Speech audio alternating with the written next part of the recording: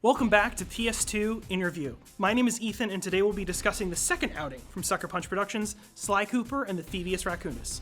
It was released in North America exclusively for the PlayStation 2 on September the 24th, 2002, to positive reviews, but has it held up in the decade since?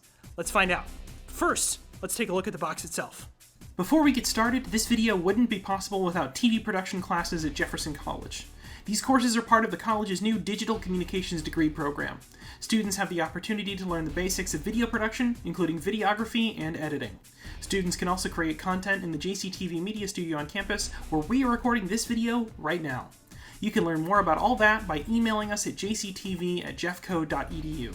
Without further ado, let's get started. Alright, let's take a look at the box here for Sly. So first off, you're going to notice my copy's a little damaged. That's just how it was when I got it. We'll just say a raccoon got to it or something. But yeah, taking a look at the cover here. This is the standard edition for the Black Label North American box art. It's not as good, honestly, as a lot of the other box arts available for this game. This one is sort of just Sly's family symbol, the raccoon face that you've got going on there. He puts this in front of the, in the safes when he gets a page of the book or something like that. I'm going to show them on screen. The other box arts are just so much better. They're more creative, they're more interesting looking, honestly, than this one is. This one's not bad, it's just not great. So let's take a look at the back. We've got these screenshots here, which are characterized as spotlights, which I quite like. You've got the sort of beams of light coming up and showing you all the different features. It's pretty neat, it's pretty neat. There's a new thief in town. I bet there is, game, I bet there is. So taking a look at the spine here, got your Sly Cooper and the Thievius Raccoonus. There's no like characters or anything on here. I will note the Sly 2 and Sly 3 both have this like stylized spine with a logo, like this logo on the spine, and they look better than this does.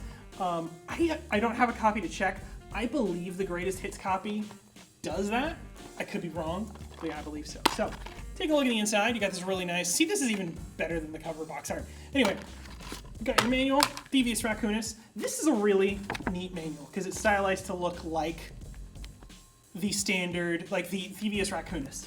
And then all of this is written as if Bentley is talking to you. I'm seeing if I can get this in focus. But yeah, this is like all written as if Bentley is talking to you, which is really cool. You've got your like stylized stuff where it's like wanted, and it's got profiles of the villains, which is really cool. And then you've got your notes in the back. But yeah, that's about it. Without further ado, let's dig into the game itself. Part 1. Tools of the Trade. In Sly Cooper and the Thievius Raccoonus, which I'm just going to call Sly Cooper for simplicity's sake, you play as the most recent in a long line of master thieves, Sly Cooper. Sly and his buddies Bentley and Murray are on a mission to recover the Thievius Raccoonus, a book that contains the thieving knowledge passed down for generations in the Cooper family. It was stolen by the Fiendish Five, a group of supervillains who want to use the book to commit evil crimes, as opposed to the more Robin Hood-style crimes the Cooper family has been committing. All the while, Sly is pursued by Interpol agent Carmelita Fox, and she definitely has what some might call a character design. That's right, fans of the Disney Robin Hood movie. In this game, the part of Robin Hood is played by a raccoon, and his nemesis is a fox.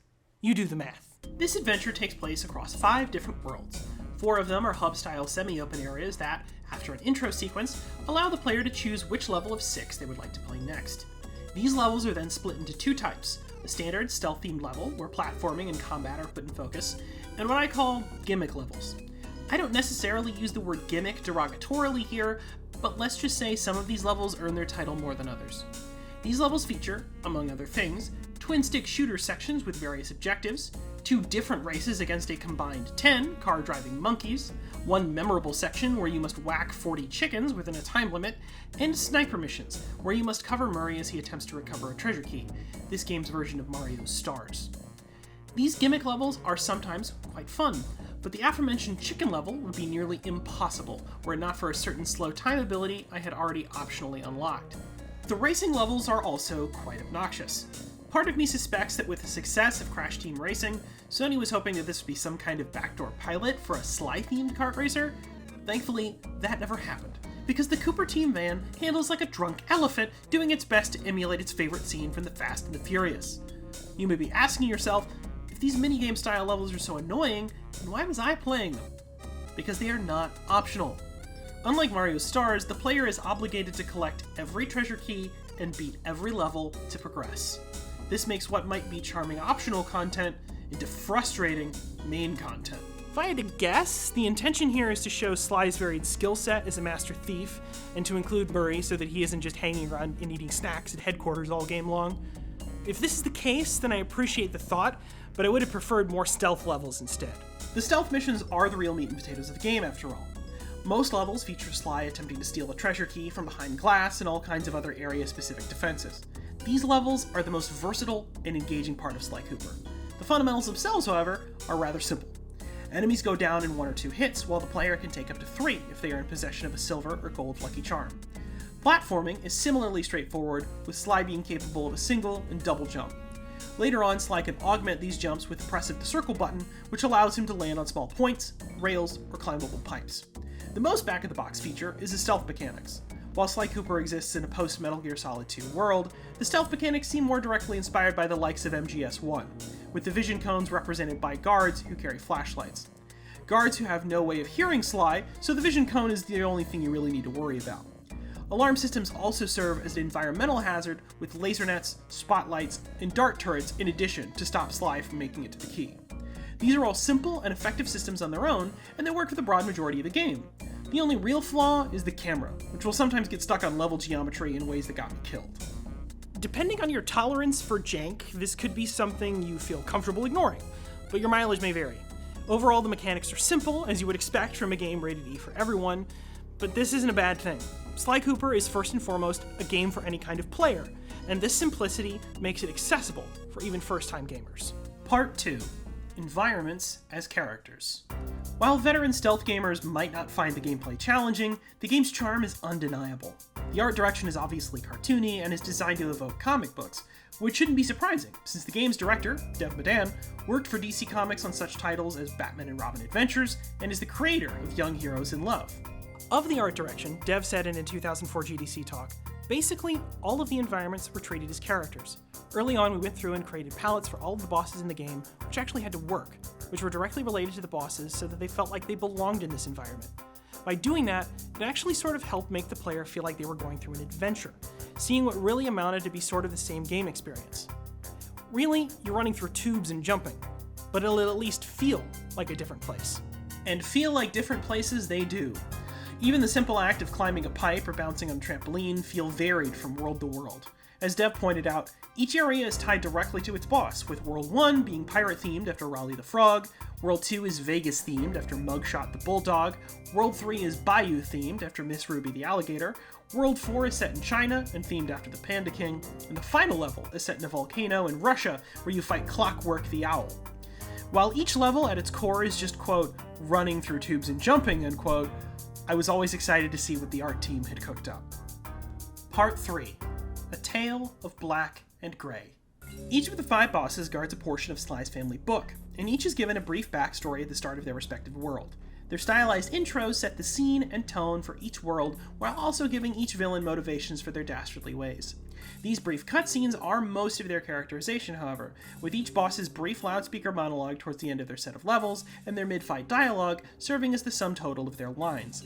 Complex characterization is not exactly necessary for what might as well be the level's mascot, but 2 characters in particular suffer from this lack of detail. Miss Ruby and the Panda King both engage in stereotypes. While I am no expert on these matters, I feel quite comfortable saying that Kevin Blackton is far too white to be doing this accent. I see you carry Kane of Notorious Cooper Thief Clan. Have you come here for revenge? To steal back the Thievius Raccoonus? Miss Ruby, on the other hand, is another example in a long line of voodoo priestess characters which in no way resemble the actual religion of voodoo. While I don't believe that either of these are malicious or intentionally hateful artistic choices, and frankly, ascribing intention to people I've never met is rarely useful, they are ignorant, and worth pointing out for the sake of discussion. The one character who has no notable accent or theme is Clockwork, who I was expecting to have a Russian accent since his world is set in a Russian volcano, but possesses an American one instead. This is despite the fact that he has apparently been around since the time of the Egyptian pharaohs, and has been hounding the Cooper family on a diet of hate and jealousy. His fight in particular is a visual spectacle, In terms of framing, it resembles the latter era Armored Core games, or even one of the more flashy Mobile Suit Gundam games. Now, I'm no expert in either of these franchises, but I did enjoy the Sly Cooper flavored version of them. Once Clockwork is defeated, Sly has one last exchange with his love interest Carmelita Fox and takes off in his next adventure. But not before kissing her. Gotta be honest, this kiss doesn't feel great. She's hated him the entire game up to this point, and while he's been making eyes at her, the fact she's been shooting at him indicates to me that she's not interested. While she does appear to have liked the kiss, this is another example of the male hero is rewarded with the female hero for beating the villain, despite them having little to no prior relationship trope.